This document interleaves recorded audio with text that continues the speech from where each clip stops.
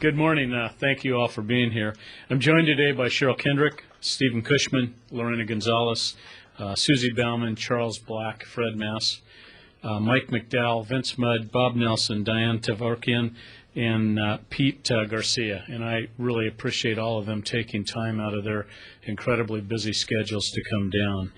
As we're all certainly aware, these are very tough economic times, and the impact of which has been felt across our city, our state, and our country, and around the world. Here in San Diego, it's critical for us to identify ways to help invigorate our local economy and create jobs for San Diegans. As I mentioned in my State of the City address last week, a focus of my administration this year will be the expansion of the San Diego Convention Center, one of the greatest economic generators our city's ever known.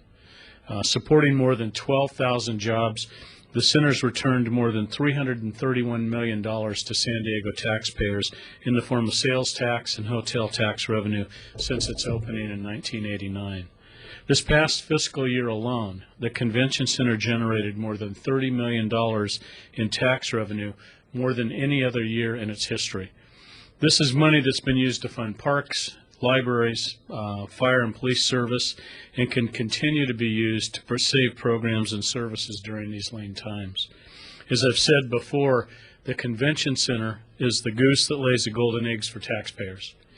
For every $1 of tax revenue invested, it returned $2.36 in tax revenues just in this past year. But we've already been told by some of our most lucrative convention clients that the existing facility is no longer large enough to hold their conventions. This means they might take that convention business elsewhere, and with it the tax revenues that they generate. I can't overstate the importance of remaining competitive in the convention business. To that end, I'm creating today the Citizens Task Force on the Convention Center project.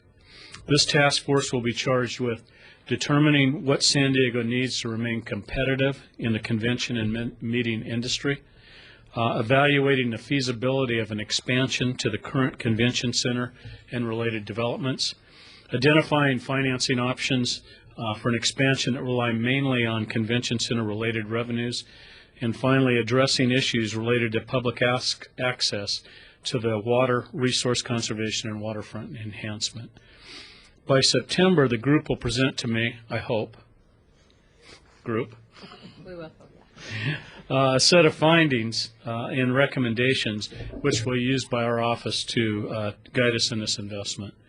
This group represents diverse interests. We have San Diego taxpayers, convention centers, fellow port tenants, the hospitality industry, organized labor, the business and economic development community, and many others.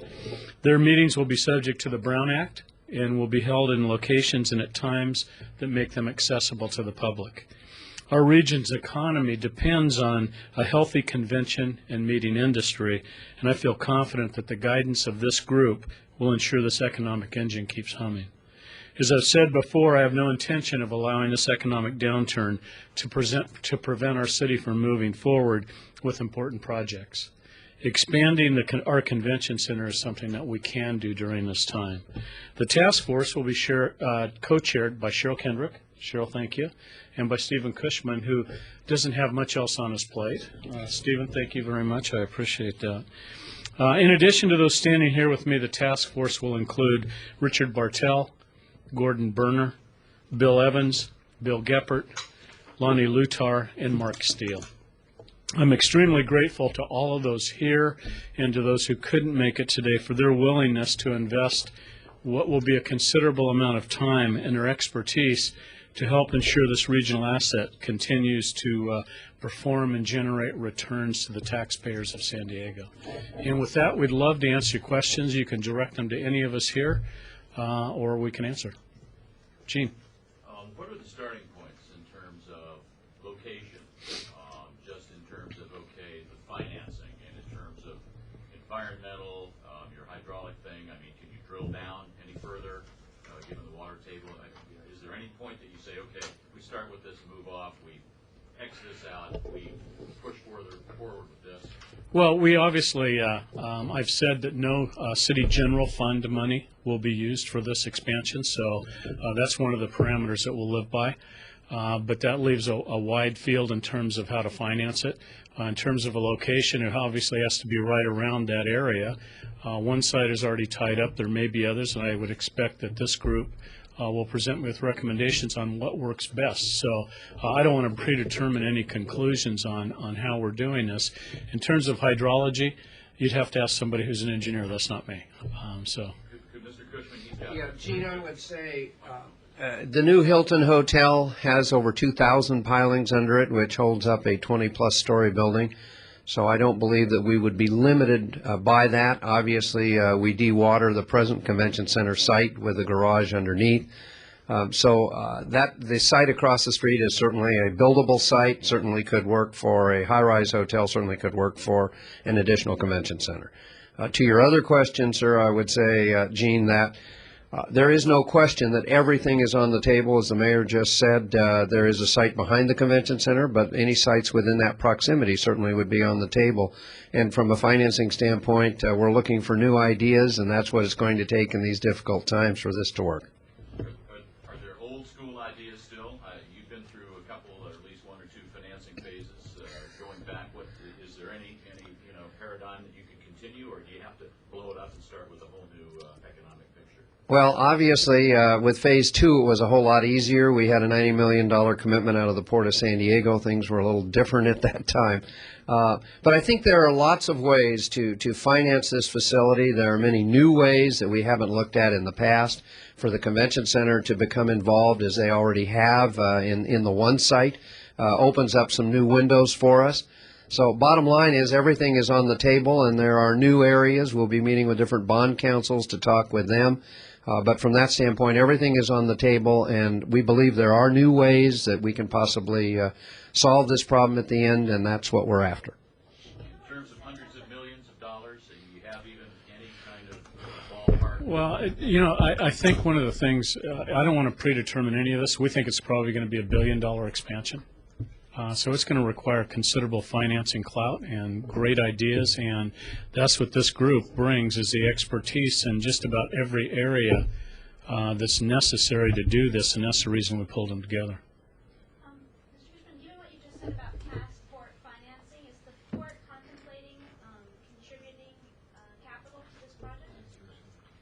At this point in time, we have the same constraints every organization does. We have a $100 million capital development plan and another $100 million behind it. So unfortunately, unlike the first time, remember the first time this convention center was built, the port wrote a check for $200 million. The last time the port wrote a check for $90 million. With $100 million CDP and another $100 million behind it, I don't know where the money would come from, but my board has not discussed that. It will be an area, certainly, like everything else on the table, that the port will have to look at what role they can play from a financial standpoint.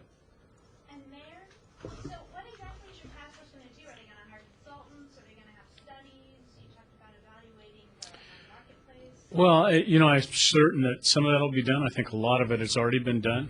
It seems like in San Diego, nothing hasn't been studied to death already.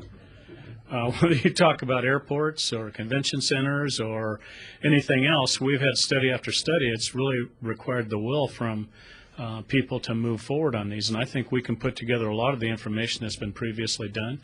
We'll certainly update that with relevant information, but this is a 9-month process. That's not a long process. That is actually, it's not even 9 months if we look at it that way. But if we want to make an impact during this economy right now, in terms of getting people working, in terms of putting this together when we have a phase where we really want to build for the next explosion of visitors coming in, then I think we've got a perfect time frame, but we're going to have to move through this fairly quickly. And when's the first meeting? When is our first meeting? When is our first meeting? Early February. It's in early February. Thank you. Thank you all very much.